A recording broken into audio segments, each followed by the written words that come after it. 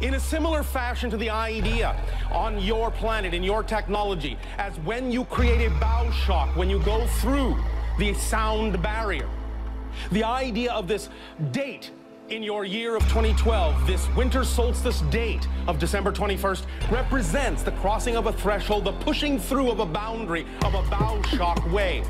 So that before that time, even though your world may have been collectively a little bit more negative than positive, after that time, it will finally be, for the first time in a long time, a little bit more collectively positive than negative. Now, this does not mean that just because you have tipped the scales that way, that everything is going to be, as you say in your language, peaches and cream the next day. But the idea is that you'll begin to be able to create a momentum, what you would call a snowball effect. You can build upon that positive energy that you have tipped the scales to create, and you can build and build and build and amplify and magnify that energy from that point forward in the years to come. But it will accelerate because positive energy is integrative, collective, unifying, and thus, in that sense, accelerative.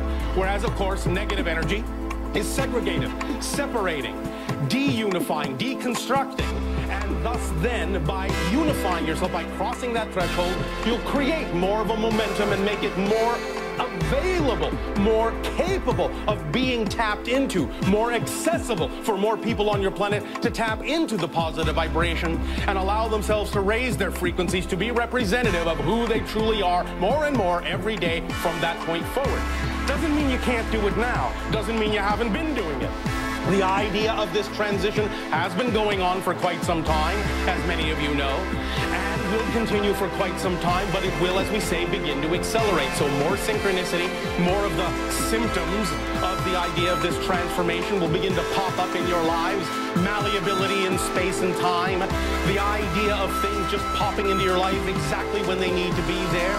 The idea of living your dream in that sense instead of just dreaming about being alive. The idea, thus, therefore, is to take advantage of this wave, to ride this wave, ride this crest forward so that you can allow yourself to be more conscious.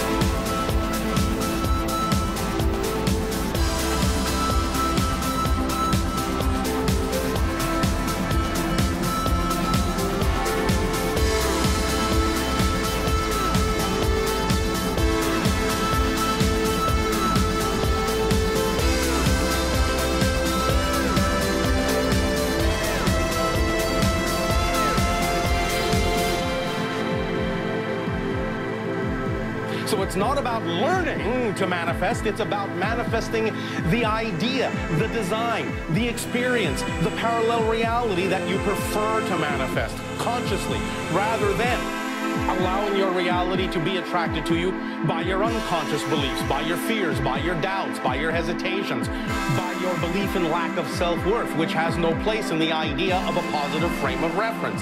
You are all worthy. If you weren't all worthy, believe me, you wouldn't exist. Because creation does not make mistakes. Thus, if you exist, you belong. There is a reason why creation is not complete without you.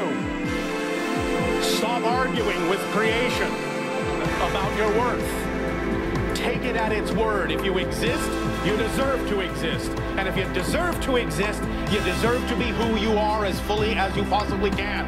This is just simple logic. Again, if you didn't deserve to be worthy, you wouldn't exist.